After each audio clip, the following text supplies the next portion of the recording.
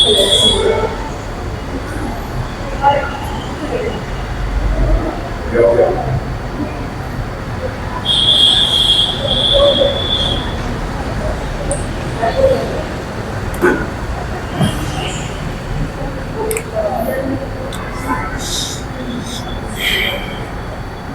गया स्टार्ट। इसको ऑपरेट करने में कोई रहता ही नहीं तो क्या होगा? हैं? छोड़ दो बुरा।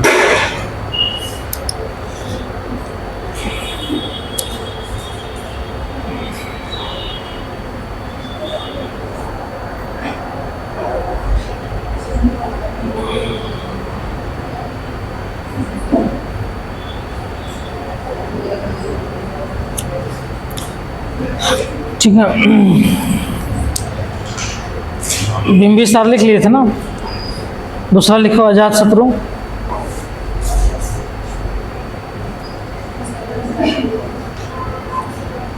अजात शत्रु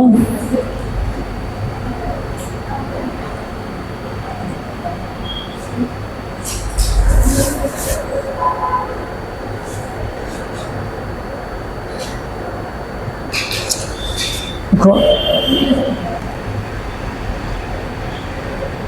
492 ईसा पूर्व,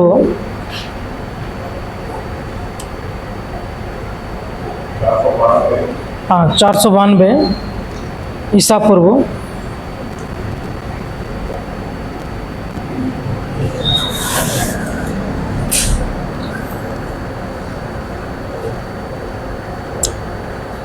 अजात शत्रु ने अपने पिता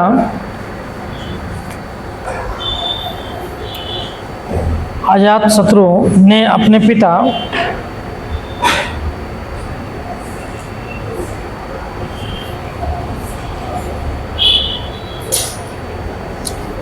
बिंबिसार की हत्या कर अपने पिता बिंबिसार की हत्या कर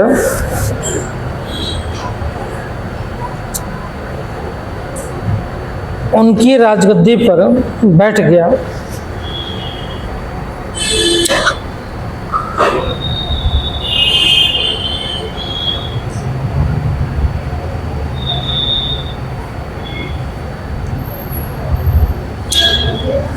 उनकी राजगद्दी पर बैठ गया।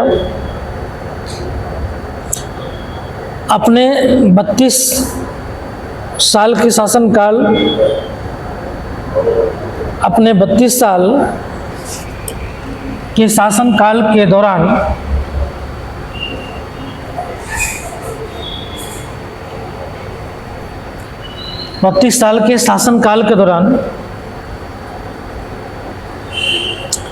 अजात शत्रु ने कौशल और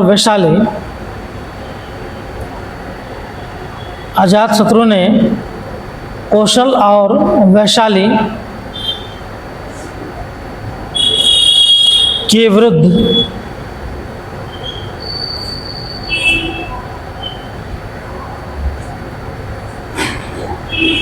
युद्ध जीते।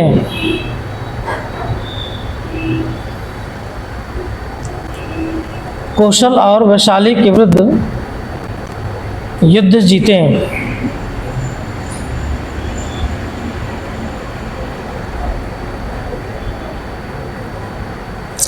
नेक्स्ट उदायीन, ये वाला उदायीन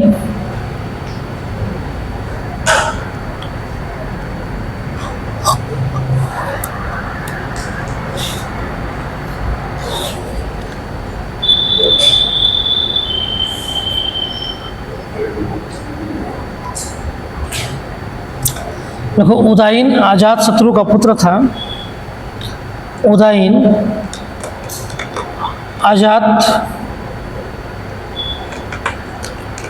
शत्रु का पुत्र था।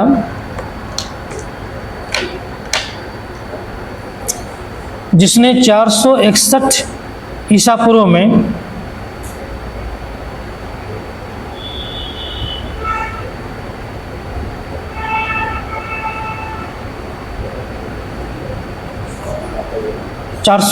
ईसा पूर्व में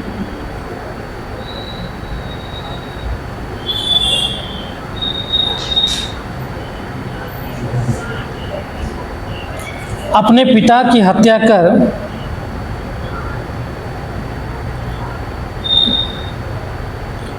अपने पिता की हत्या कर मगध राज्य पर शासन किया।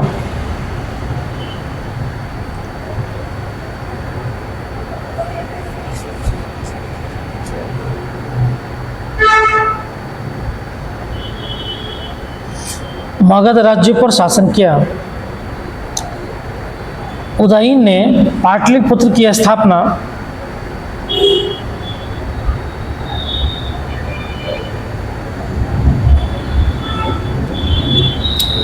उदयन ने पाटलिपुत्र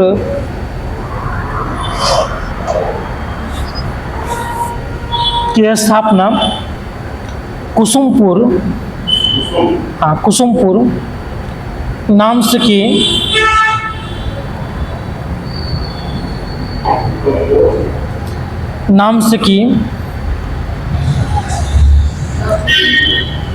कुसुमपुर नाम से की और उसे अपने राज्य की राजधानी बनाई।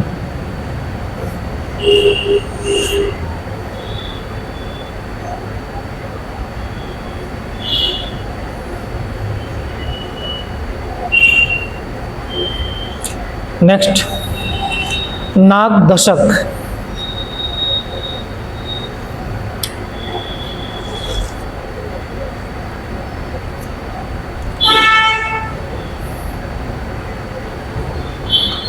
नागदशक उदयन का पुत्र था। नागदशक उदयन का पुत्र था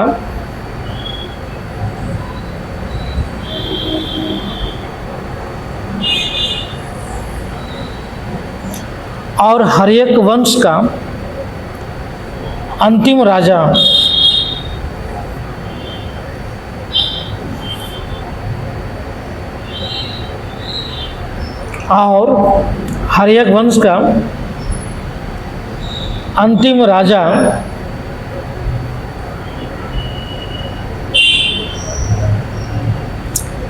अंतिम राजा भी था। अच्छा लगता है, अंतिम राजा भी था।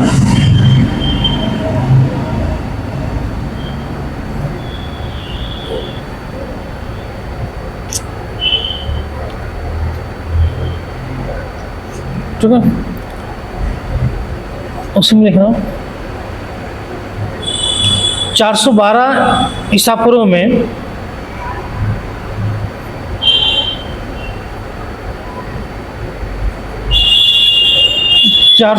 ईसा पूर्व में नागदशक के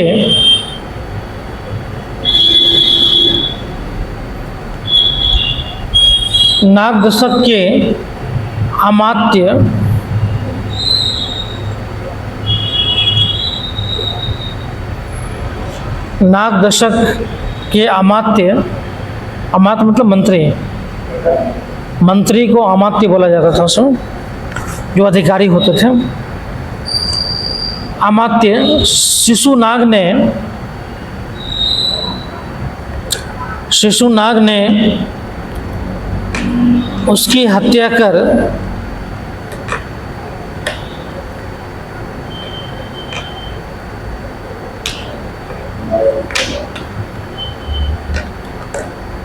मगध पर अपना अधिकार कर लिया।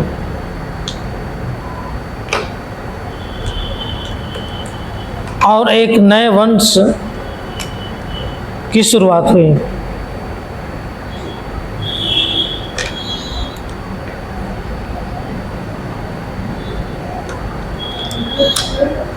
और एक नए वंश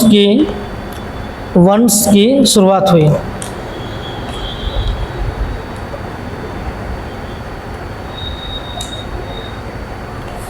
नेक्स्ट हेडिंग लिखो, शिशुनाग वंश 412 से 344 ईसा पूर्व। शिशुनाग वंश यहाँ लिखा हुआ है 412 से 344 ईसा पूर्व।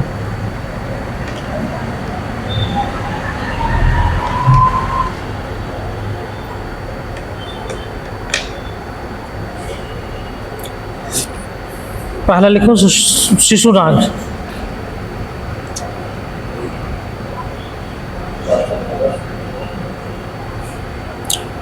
देखो शिशुनाग ने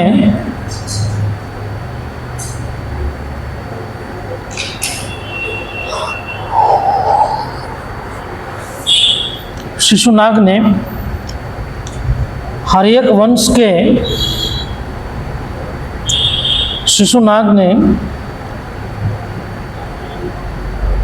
वंश के अंतिम शासक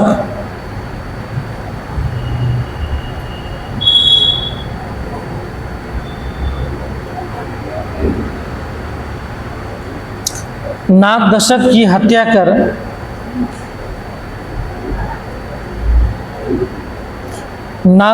नागदशक की हत्या कर अपने राजवंश की स्थापना की।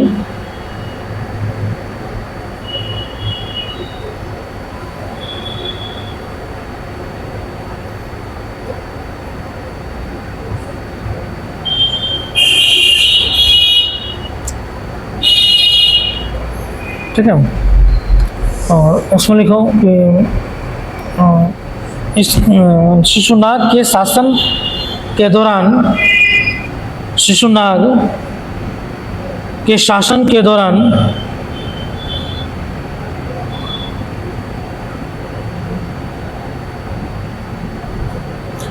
मगध की राजधानी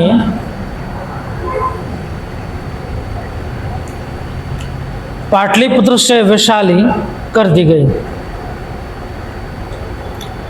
पाटलिपुत्र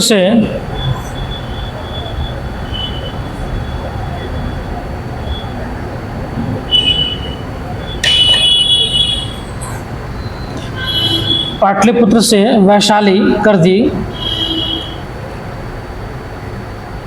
गई। नेक्स्ट, कालाशोक।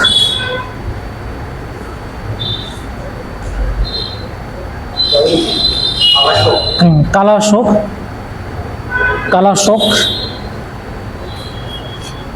शिशुनाग की मृत्यु के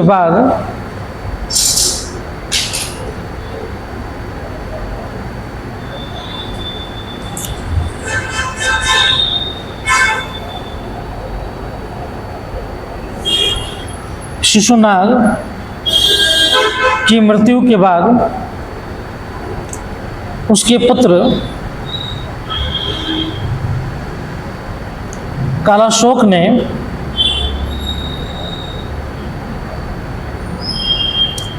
मगध की राजगद्दी संभाली।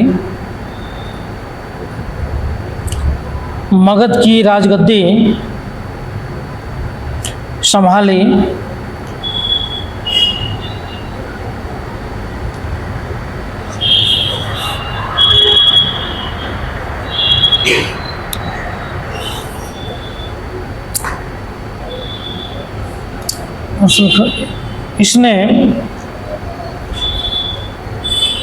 अपने शासनकाल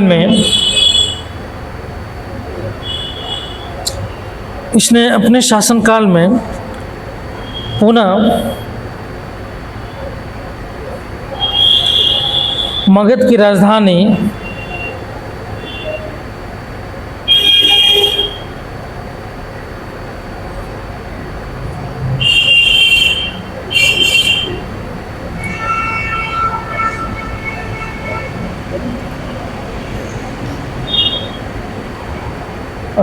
बनाई। मगध की राजधानी पाटलिपुत्र को बनाई। मगध की राजधानी पाटलिपुत्र को बनाई।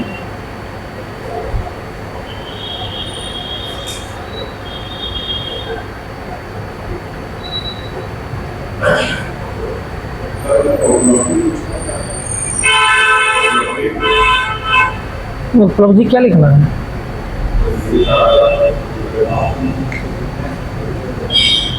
उपलब्धि लिखो, किताब लिख लो। फिर लिखा दें किताब लिख लोगे, नोट्स नहीं लिखाएगा तो किताब हो जाएगा। एक एक राजा से लड़ाई दिखाना स्टार्ट कर होगा फिर।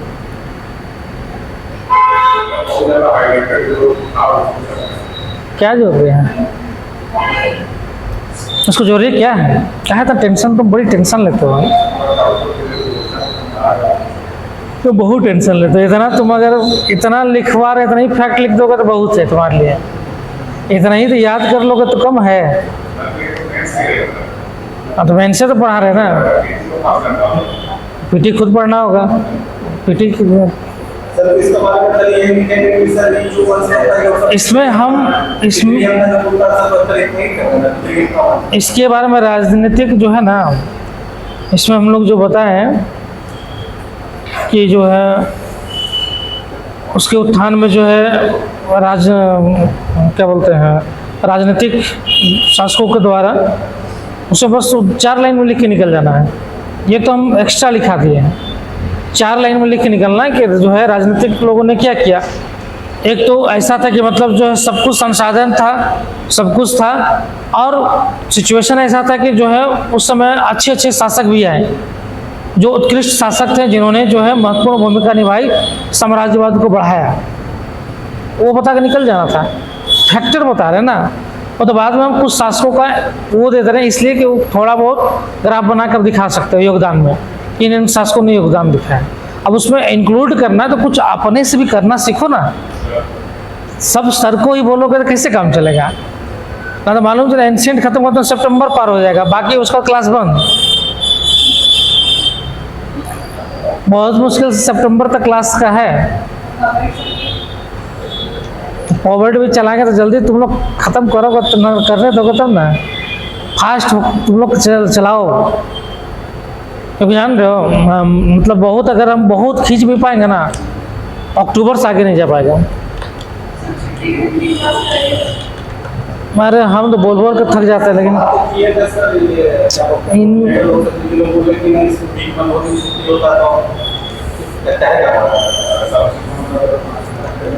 हम जो बोले तो तुम लोग सुने नहीं थे ना।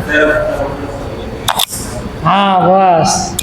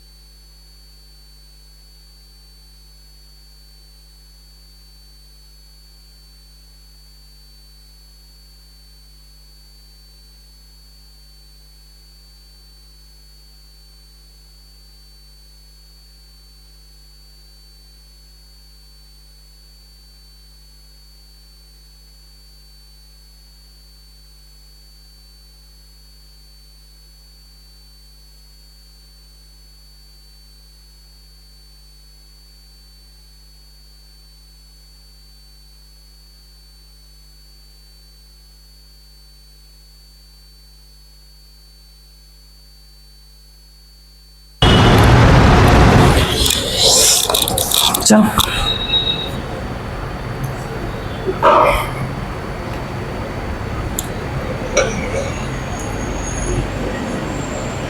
कलशों को हो गया ना।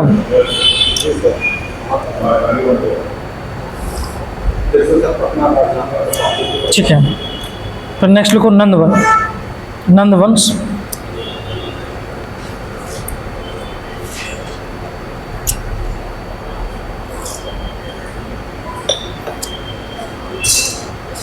तीन सौ 44 से 324 ईसा पूर्व।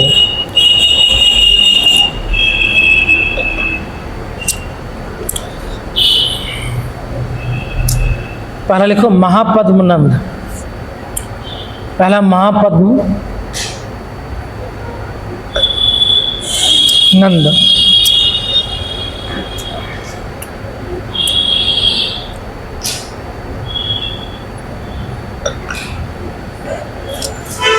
पुराणों में, उसमें लिखो पुराणों में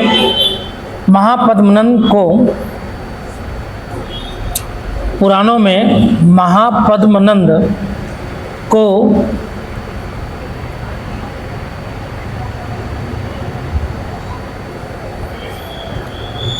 दूसरे महापद्मनंद को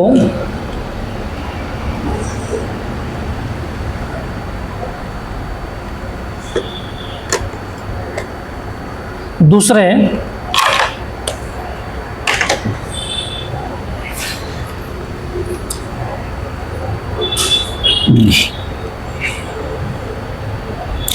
परशुराम का अवतार, दूसरे परशुराम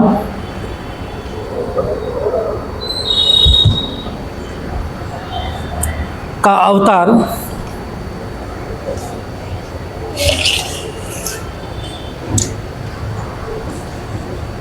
माना जाता है। दूसरे परशुराम का अवतार माना जाता है।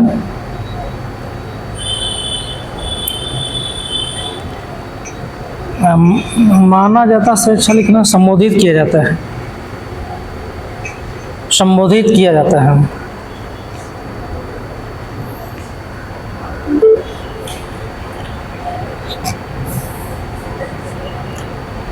संबोधित किया जाता है। नंदवंश का संस्थापक भी इन्हें ही माना जाता है।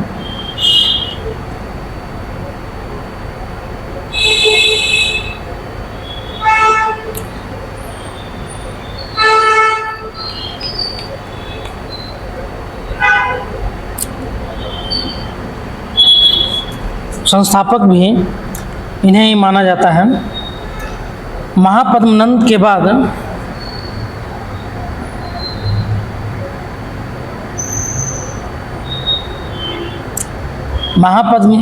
के बाद कई शासकों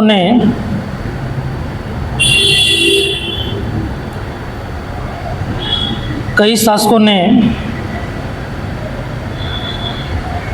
शासन किया।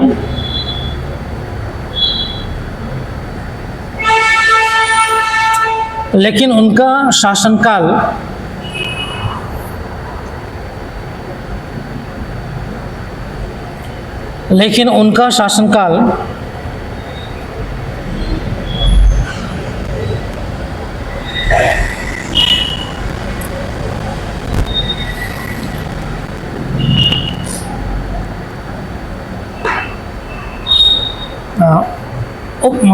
उनका शासनकाल उपलब्धियों से भरा हुआ नहीं था।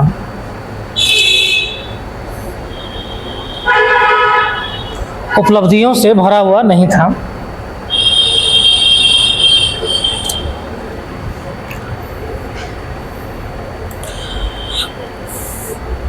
नेक्स्ट हेडिंग लिखिए घनानंद।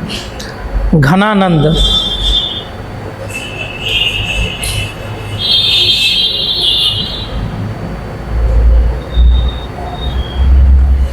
देखो, घनानंद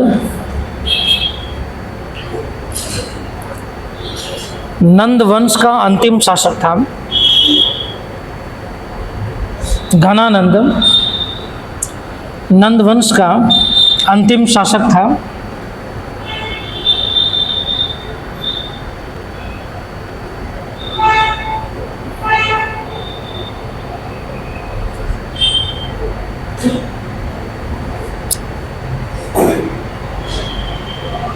घनानंद एक अत्याचारी शासक था।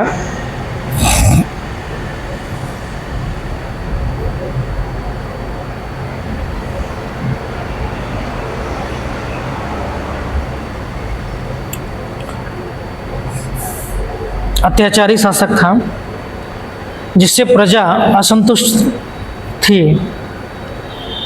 जिससे प्रजा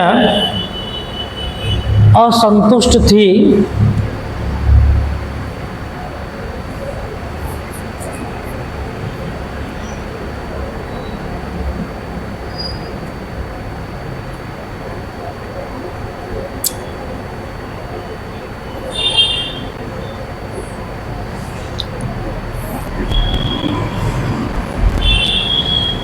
असंतुष्ट थी।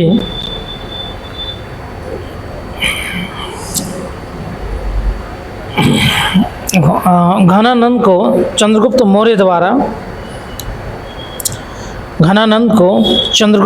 द्वारा अपदस्थ कर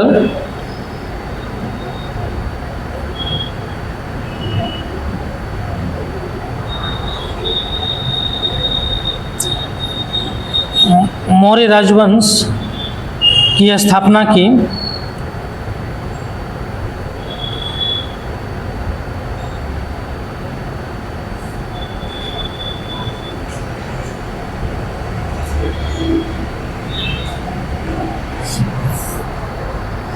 मौर्य राजवंश की स्थापना की और उसने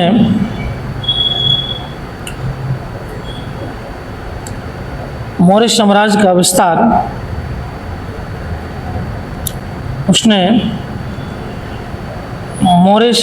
विस्तार संपूर्ण भारत में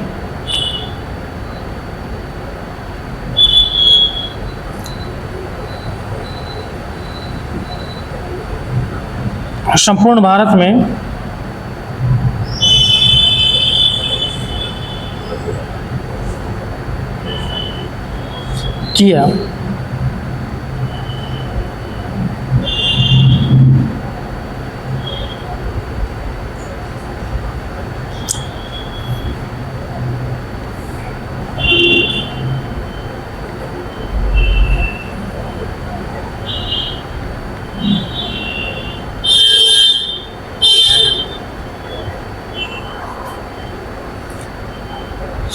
संपूर्ण भारत में किया, ठीक है। ऐसा माना जाता है कि जो है घनानंद भी अपना जो है सीमा का विस्तार अच्छा खासा किया था, और पंजाब से लेकर जो है घनानंद का जो सीमा था, घनानंद के समय में मगध का जो सीमा था वो पंजाब से लेकर जो है बंगाल के क्षेत्र तक, और जो है इधर मध्य भारत से लेकर जो है मतलब नर्मदा बोल रहे हैं, हाँ, नर्मदा जो नदी था उसके ऊपर का जो क्षेत्र था उस क्षेत्र से लेकर जो है बिहार का मतलब झारखंड तक जो है क्षेत्र जो है उसके अधिकार में था। यूपी पूरा यूपी, एमपी, पंजाब, बंगाल, बिहार, झारखंड वाला क्षेत्र, बनारस वगैरह सब ले लिया था। तो अच्छा खासा साम्राज्य इसको मिल गया था, ठीक है। लेकिन चूंकि इतना अत्याचारी शासक था ना, और प्रजा में मतलब इतना ज़्यादा जो है बोला जाता है अत्याचारी शासक भी था, और प्रजा को जो है प्रजा की तरह नहीं समझता था। मतलब प्रजा को जो है प्रजा की तरह ना समझ के जो है उसको दास की तरह व्यवहार करता था। मतलब प्रजा को एक तरह से दास ही समझता था वो। तो प्रजा को तरह तरह का यातना देता था, कष्ट देता था। मतलब होता ना कि जब इतना बड़ा साम्राज्य जब बन जाता है ना, तो व्यक्ति में देखो दो तरीके से है। व्यक्ति में अभिमान आने लगता है, समझ में, और अभिमान आने लगता है तो खुद धीरे धीरे क्या अपने आप को भगवान ही समझने लगता है। नहीं, फिर लगता कि मतलब सर्वश्रेष्ठ। अब तो उसको ये लगता कि भगवान, कोई अगर भगवान से मांग रहा है भगवान हमको जो है मेरा गरीबी दूर कर दो, और नहीं कर पा रहा है, भगवान नहीं कर पा रहे हैं, डेली मांग रहा भगवान से, नहीं कर पा रहा, और ये व्यक्ति जो है एक बार में उसको दिया 20 करोड़ रुपया, अगर तुमको गरीबी दूर करना मेरे पास आओ, हम कर देंगे। दे दिया 100 करोड़ रुपया, गरीबी दूर, मर्सिडीज में चल रहा है, दूर हो गया गरीबी। तब फिर वो व्यक्ति क्या समझेगा, जो काम भगवान नहीं कर पा रहा वो काम हम कर दे रहे हैं, हम तो भगवान से आगे निकल गए। तो धीरे धीरे क्या होता है, अभिमान आने लगता है, अभिमान आने लगता है, और अभिमान जब आ गया तो फिर वो आपका पतन भी निश्चित है। फिर आप उस तरीके के कार्य करने लगेंगे जिससे क्या होगा, डाउनफॉल में चले जाएंगे। इस मामले में देखते हैं कि अंबानी का जो है, अंबानी का, मुकेश अंबानी का जो है, चाहे जो भी ध्रुव भाई अंबानी हो, ग्राउंड लेवल पर रहने वाला व्यक्ति है उन लोग। इतना पैसा आने के बाद तो किसी को भी घमंड हो जाएगा। अनिल अंबानी में थोड़ा सा वही चीज आ गया था सर, इसलिए अनिल अंबानी बोला था कि उसके अंदर में आ गया था तो पतन भी हो गया उसी तरीके का। अनिल अंबानी में आ गया था मतलब वो जेट्स चलता था, मतलब वो एक अलग उसका अपना एक बना लिया था, वो अपना एटीट्यूड टाइप का। विजय माल्या का भी उसी तरह का गया था, हाँ, तो ख़त्म भी तो हो गया। और जो है मुकेश अंबानी दिनों दिन बढ़ते चला जा रहा है, और आज भी जो है ग्राउंड लेवल पर नज़र आता है। बेटा लोग क्या करेंगे नहीं मालूम, लेकिन वो तो ग्राउंड लेवल पर नज़र आता है। और जो है लगेगा नहीं तुमको कि जो इतना बड़ा बिजनेसमैन है, तो शादी विवाह में 700-800 रुपया खर्च, 1000 करोड़ रुपया खर्च कर दे। 1000 करोड़ रुपया समझते हो, किसी देश का जीडीपी होगा, किसी कोई देश का जीडीपी होगा 1000 करोड़ रुपया जो खर्चा कर देता है खाली शादी विवाह में। है जीडीपी का है,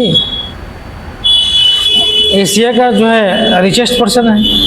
भारत का दूसरा गौतम अडानी को छोड़ दें तो अडानी का ही 10 साल में हुआ है, गौतम अडानी को छोड़ दे तो मुकेश अंबानी तो नंबर 1 था, भारत का सबसे रिचेस्ट पर्सन है। सर रतन टाटा भी मतलब बोलते हैं कि लोग, लेकिन सब काम ये सब बहुत करते हैं, तो बोलते हैं कि अगर पैसा नहीं करते तो मतलब नाम तो नहीं बनाता, तो मतलब जो भी है सब रिजेक्ट करते हैं। नहीं, जैसे वो टाटा का जो है ना, टाटा ग्रुप अलग है।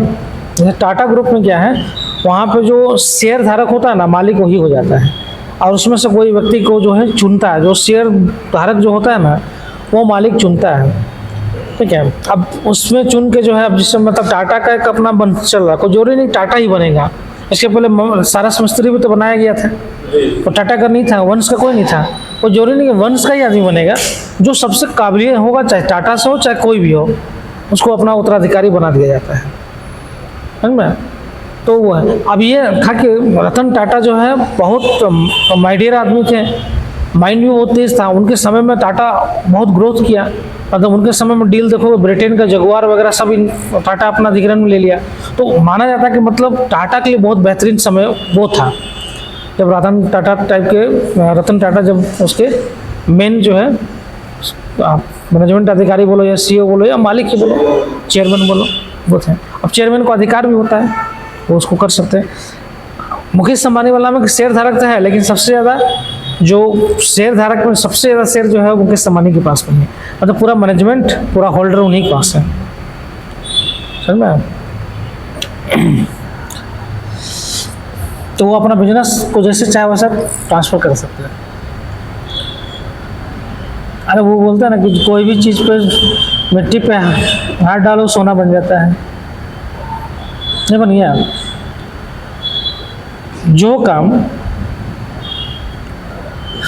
काम पूरा एयरटेल, पूरा वोडाफोन सब मिल के जो है पिछले 20-25 साल में हमको लगा 10 करोड़ का भी कस्टमर नहीं किया था, वो काम जियो जो है 6 महीना 9 महीना में कर लिया।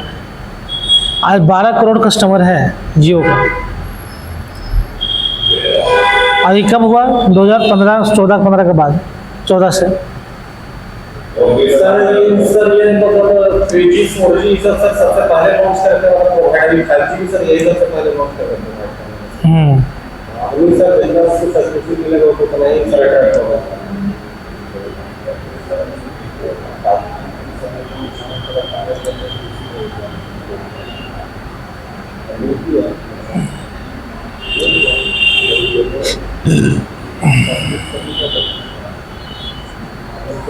चलो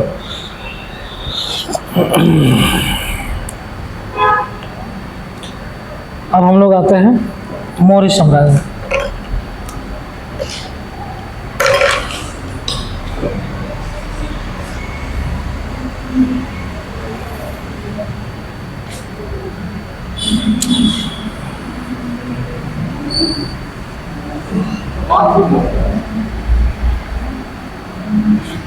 सिलेबस में क्या है? मौर्य साम्राज्य घरानन का दिखाता है सर, घरानन के बाद चंद्रगुप्त मौर्य मतलब ये कर रहा है। उन सर का तो चाणक्य का खाली सर नाम बीच में आता है सर, मतलब एकदम हटके जाता है सर। एक्चुअली क्या होता है, जबकि सर मेन मतलब करता था तो वही कर सकता है। बोला आज तक कि मंत्री वही थे।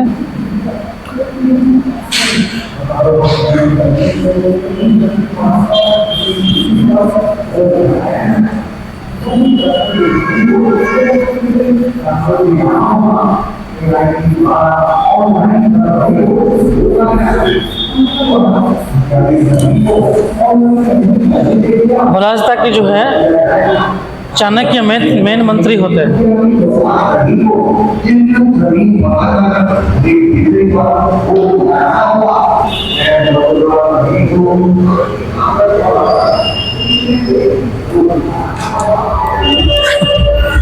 ठीक है,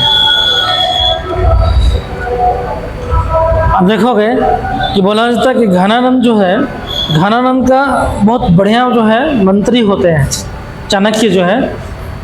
लेकिन जो है बोले ना कि अहंकार जब आ जाता है तो फिर जो है चाणक्य का भी बेइज्जती कर देता है। अब हरे दरबार में बेइज्जती कर दिया जाता है। और चाणक्य भी जो वहाँ से निकलने के बाद जो है, निकलने के बाद प्रण लेते हैं कि जो है समूल जो है नाश कर देंगे तुम्हारा। अब बोला जाता है कि जो है चाणक्य जो है वहाँ से जो है गुजरते हैं, वहाँ से गुस्सा के निकल जाते हैं। चूँकि जो है वो प्रोफेसर भी रहते हैं कहाँ पे, तक्षशिला में, ठीक है। तो प्रोफेसर भी रहते हैं, तो जब जाने लगते हैं, लेकिन मन में तो उनको गुस्सा था क्योंकि बहुत अपमानित किया था घनानंद, है ना। और उनको लगा कि मतलब तुम क्या हो यार, सबसे शक्तिशाली तो हम हैं। जब तक नहीं था तब तक तो सबको पूजा किया ही जाएगा, चूँकि ब्राह्मण ही थे चाणक्य भी। विष्णु शास्त्री नाम ही था इनका, है ना। तो ब्राह्मण ही थे, विष्णु शास्त्री या शर्मा, ये शास्त्री नाम था। तो बाद में बेइज्जती किया जाता तो इनको दुख लगता है। जाते रहते हैं तो जो है मिल जाता है चाणक्य, क्या बोलते हैं, चंद्रगुप्त मौर्य मिल जाता है ना। खेल रहा था बच्चा लोग के साथ, देखते हैं खेलते हुए, मतलब वो खेल राजा और प्रजा के साथ कैसे खेला जाता है ना, उस दिखा दिया है। खेलते हुए देखते हैं तो इसका जो डिसीजन देता है, चंद्रगुप्त को बच्चा ही रहता है, डिसीजन देते हैं। बड़ा प्रभावित होता है कि ये बच्चा में इतना बढ़िया, इसके पास जो है बुद्धि है, इतना अच्छा डिसीजन ले रहा है, तो प्रभावित होते हैं। और जो है जो उसका जो होता है वो भी जो है बोला जाता है, अलग अलग मत है। कोई बोलता है कि जो है ये शूद्र था, कोई बोलता है वैश्य था, है ना, कोई बोलता है क्षत्रिय ही था, अलग अलग मत है। लेकिन ये था कि बोला जाता है कि जो है उसको खरीद लेते हैं ये, है ना, उसको पैसा देते हैं, जो उसका ये रहता है हेड, जो उनको जिसके संरक्षण में होते हैं, पैसा देकर उसको खरीद कर लेके आ जाते हैं, तस्ला लेके आते हैं और वहाँ पे उसको जो है ट्रेंड किया जाता है। मतलब उसको अस्त्र शस्त्र का शिक्षा, शास्त्र का शिक्षा, सबका जो है शिक्षा जो है चाणक्य जो है खुद देते हैं और उसको मजबूत बनाते हैं। क्यों कि जो है उसको यूज किया जा सके घनानंद, और जो है उसको पूरा बेहतर तरीके से तैयार कर लिया जाता है, अब फिर उसको घनानंद के लिए जो है उपयोग करने के लिए दे दिया जाता है। तो अब ये लोग जो है घनानंद का, अब चूँकि जब बड़ा हो जाता है, जब सब शिक्षा पूरा हो जाता है, तब ये घनानंद के राज्य को जो है नष्ट करने के लिए प्रयास करने शुरू कर देता है। सेना जुगाड़ किया जाता है, हाँ, जंगल वगैरह से लोगों को पकड़ा जाता है, ट्रेन किया जाता है। चाणक्य भी अपना तैयारी करते हैं ना, सेना ना, वो भी अपना दूसरे रास्ते लेके सेना का मदद ले लेते हैं। और भी तो राज्य था ना, और हाँ सेना ले लेते हैं, सेना ले लेते हैं। चाहे बहुत लोगों को शामिल करवा लेते हैं कि जब शासक बनेंगे तो सेना के रूप में तुमको रख लेंगे, है ना। तो बहुत लोग ऐसे मान लीजिए कोई बिजनेस शुरू करते हैं, तो मान लीजिए कोई बहुत लोगों को साथ में जोड़ लेते हैं ना, तो भाई तुम लोग साथ में जुड़ो, कल को डेट में बिजनेस अगर ग्रोथ करेगा तुम लोग को भी मिलेगा। चलो मान लीजिए कि चलो कंपनी बनाए हैं, चलो 10% शेयर तुमको दे देंगे हम, 10% शेयर दे दिए, अगर कंपनी प्रॉफिट में आया तो 10% तुमको भी तो मिलेगा, तो लोग जहाँ काम करता है उसी तरह से, है ना। कोई नियमित सेना नहीं था, कोई नियमित सेना नहीं था, लेकिन ये आक्रमण करने वाला सेना बना लिया था जिससे वो लड़ सके, है ना।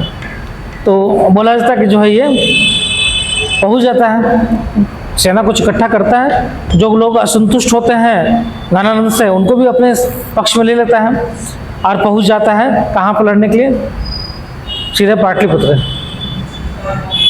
को घेर लेता है। घनानंद को ऐसे ही उसको घमंड था, बोला हमको कौन घेर लिया। तुरंत जो है पाटलिपुत्र के पास निकलता है घनानंद, और जो है चंद्रगुप्त मौर्य वगैरह बुरी तरह हार जाता, भागता किसी तरह बच के दोनों, है ना। चंद्रगुप्त मौर्य भागता है, बहुत मुश्किल से बचता है, वेश बदल के घूमते रहता है राज्य में, और उसको आदेश देता है घनानंद के अगर उसको पकड़ के जो लाएगा उसको हम इनाम देंगे ना। तो विद्रोह किया था, घूमते रहता है। तब वही जो है एक घर में जाता है, तो उसको जो है कहानी वहाँ पर आता है कि घर पे जाता है तो वहीं पर जो है खिड़की से देखता है कि एक जो है लड़का जो है, माँ जो है उसको रोटी देती है फुला कर तवा पे, वो लड़का जो है उसको खाने के लिए क्या करता है कि बीच में जो है तोड़ता है, बस जल जाता हाथ, है ना। तो माँ बोलती है कि तुम भी जो है चंद्रगुप्त के जैसा जो है बेवकूफ़ी कर रहा है, कि जो है कि बीच से ही जो है जहाँ पे सबसे ज़्यादा पावर होता है, रोटी का सबसे ज़्यादा पावर कहाँ है, बीच में, सारा गैस ऊपर आता है ना, तो सबसे ज़्यादा पावर है, जहाँ पावर है वहीं पे तुम आक्रमण करोगे या वहाँ से तोड़ोगे तो चलेगा ही हाथ। जहाँ कम पावर है पहले वहाँ से जो है क्या करना चाहिए, कमज़ोर करना चाहिए रोटी को। तो जहाँ कम पावर है पहले वहाँ पे तोड़ो, फिर धीरे धीरे रिलीज होना गैस स्टार्ट होगा, फिर मेन जब कमज़ोर हो जाए मुख्य पावर तब वहाँ पे खाओ। तो तुम भी जो है चंद्रगुप्त के जैसा ही बेवकूफ़ी कर रहा है, सीधे सेंटर पे ये आक्रमण कर रहा है। तब चंद्रगुप्त मौर्य को जो है समझ में आता है कि हम बहुत बड़ा गलती तो ये कर रहे थे, हम डायरेक्ट अटैक कर दे रहे थे उसकी राजधानी पे, सेंटर पे, और सेंटर सबसे पावरफुल होता है, किसी भी राजा का पावरफुल कहाँ होता है, सेंटर होता है। अगर हम लोग बोले कि जो है झारखंड का सबसे पावरफुल सिटी कौन है, रांची है, यहाँ पे आक्रमणों को तुरंत जो है बचाव में आ जाएगा। दुमका में होगा तो कौन देखेगा, और ये छोड़ दो, यहाँ पर देखो क्या बोलते हैं लोहरदगा चल जाओ, सिमडेगा चल जाओ, गुमला चल जाओ, कुछ होगा पता नहीं चलेगा। हाँ, लेकिन रांची में तुरंत हाईलाइट हो जाता है, सेंटर है, तुरंत सुरक्षा के लिए पुलिस भी अवेलेबल है यहाँ पे, तो सेंटर है, तो यहाँ पे कोई अगर आक्रमण करेगा तो जीत पाएगा, नहीं जीत पाएगा। लेकिन अगर जीतने के लिए और इसका जो रीजनल सेंटर है जो इसके अधिकार में, पहले वहाँ अगर उसको हम कमज़ोर करें तो ऑटोमेटिक क्या होगा, अब मान लीजिए कि इसको रक्षा करना है, अब मान लीजिए गुमला पे आक्रमण हुआ, तो सारी सेना तो वहाँ नहीं भेज देगा, यहाँ भी सुरक्षा चाहिए, तो बोले भाई यहाँ सुरक्षा करो, कुछ सेना जाओ वहाँ देखो लड़ाई करो, तो उसको हरा के आप वहाँ पे गुमला को अपने अंडर में ले लीजिएगा। क्यों, कि सेना कमजोर वहाँ पे कम है, कमज़ोर है। फिर आप लोहरदगा में आक्रमण किए, फिर बोले अच्छा लोहरदगा पर अगर फिर सेना से भेजे, तो धीरे धीरे इसका सेना क्या हो रहा है, कम भी हो रहा है और क्षेत्र भी निकल रहा है। अब दूसरे क्षेत्र को जीतने के लिए बहुत सेना नहीं भेज देगा, तो अगर भेज देंगे तो मालूम चलेगा कि यहाँ ना कब आक्रमण हो जाए, इसको भी बचा के रखना है। तब धीरे धीरे वो कमज़ोर हुआ और जहाँ जहाँ जीत रहा उस क्षेत्र का जो है और सेना को जो है बंधक बना ले रहा है, शामिल करवा ले रहा है, पैसा भी उसको अब मिल जा रहा है, तो मजबूत हो रहा है, धीरे धीरे बड़ा सेना बन जा रहा है। और फिर एक बार जो है अंत में पाटलिपुत्र पर आक्रमण करता है, घनानंद युद्ध लड़ता है, हार जाता है और युद्ध में ही मारा जाता है। और उसके बाद जो है चंद्रगुप्त मौर्य जो है राजा बन जाता है। यही कहानी था चंद्रगुप्त मौर्य और जो है घनानंद के बारे में, ठीक है।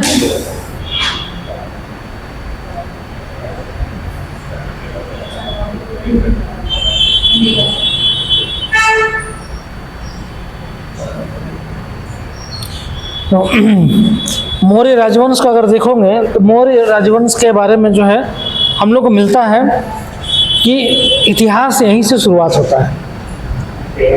भारतीय इतिहास जो है यहीं से शुरुआत होता है, जहाँ पर लिखित साक्ष्य के रूप में जो है इतिहास लिखने का जो है आपको प्रचलन मिलेगा, है ना। जहाँ पे जैसे अभिलेख है, जहाँ पे ये मिलता है कि राजा क्या आदेश देता है, राजा किस तरह का जो है, राजाओं का जो है नाम जो उल्लेख मिलता है वो, और भी राजा क्या क्या आदेश देता है, किस तरह का कार्य कर रहा है, वो उसका आपको जानकारी मिल जाता है राज्य की तरफ से।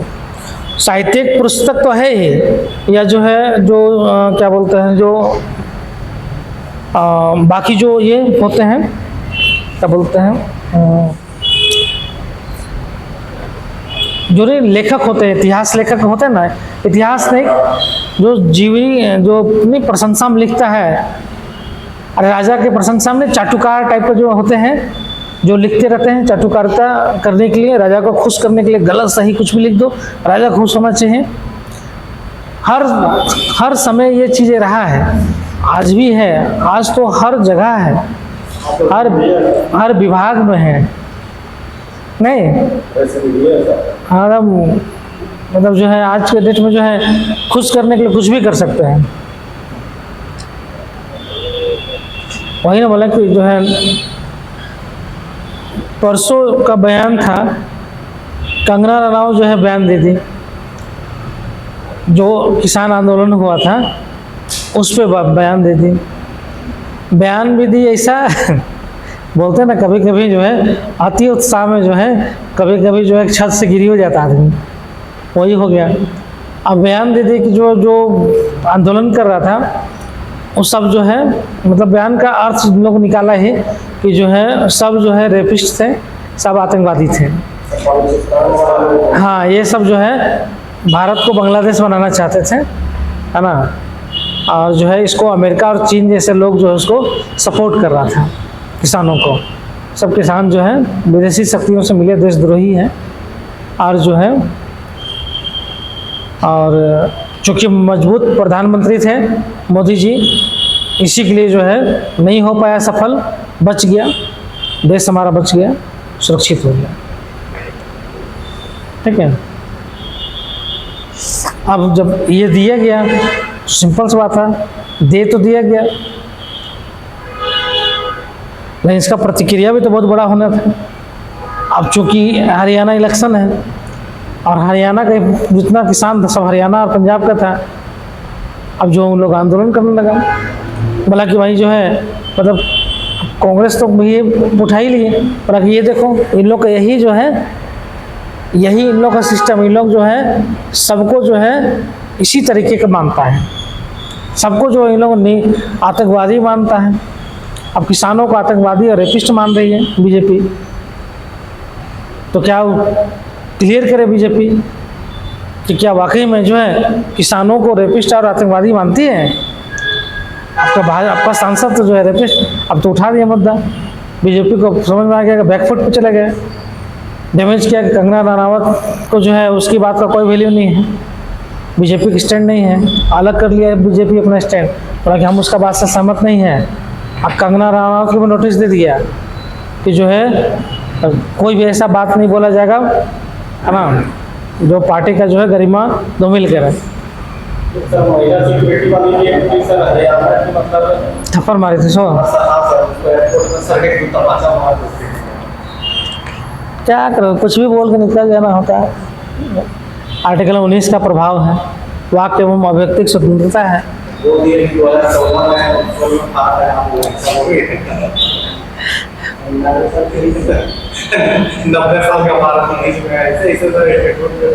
बोला ही तो गया कि जो है भारत को ओरिजिनल आज़ादी 2014 मिली, उसके पहले तो भीख मिला था, 2014 में ऐसा क्या हो गया।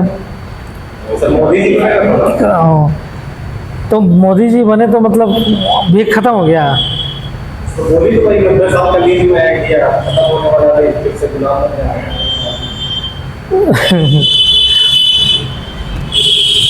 अब उन लोग क्या बोलेंगे, इतिहास पढ़वे नहीं करता है, व्हाट्सएप से जो इतिहास आता है वही पढ़ा जाता है।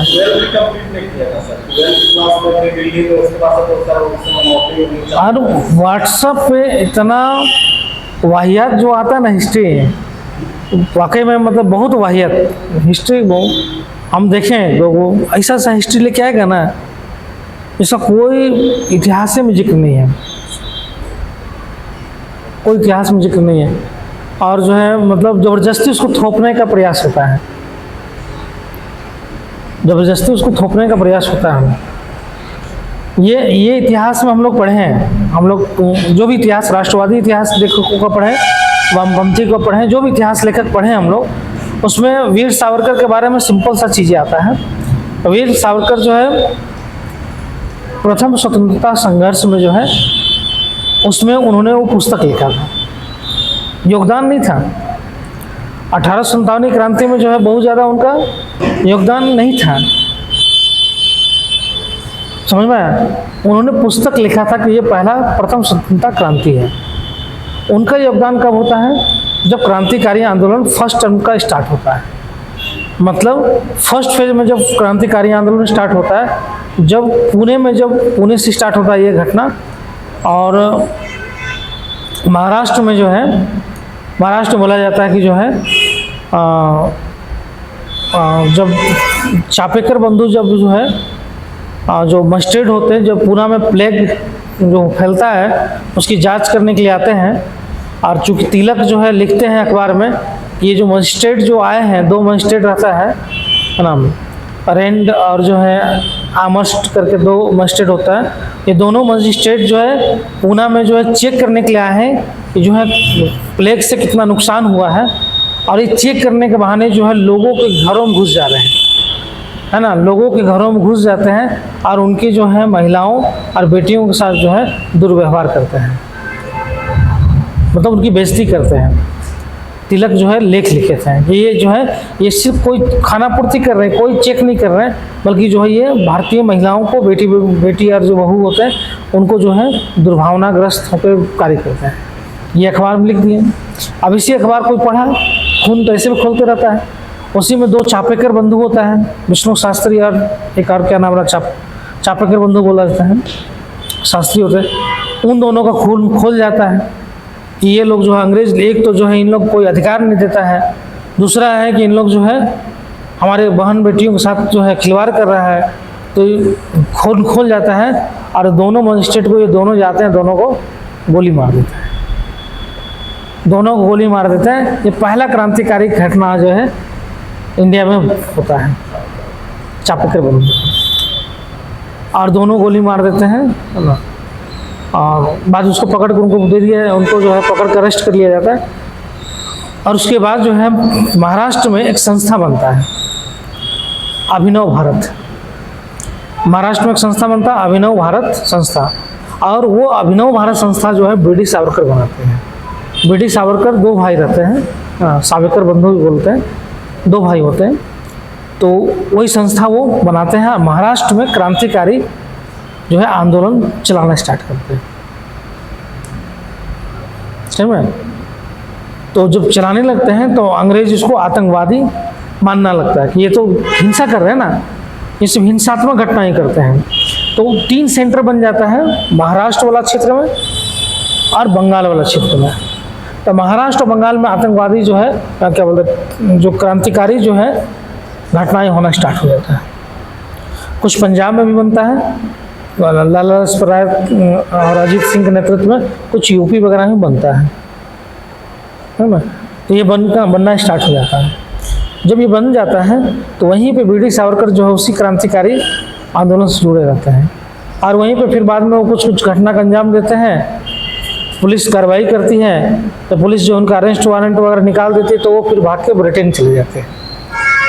बी.डी. सावरकर तो बोलता है ब्रिटेन चले जाते हैं, और वहीं पे जो है इंडिया हाउस से जुड़ जाते हैं। श्याम जी कृष्ण वर्मा होते हैं, है ना, तो उनसे संपर्क में आते हैं। फिर बी.डी. सावरकर जो है वहीं पर रह के वो भारतीय स्वतंत्रता संग्राम जो है प्रथम क्रांति लिखते हैं। फिर बाद में जो है घटना में आता है कि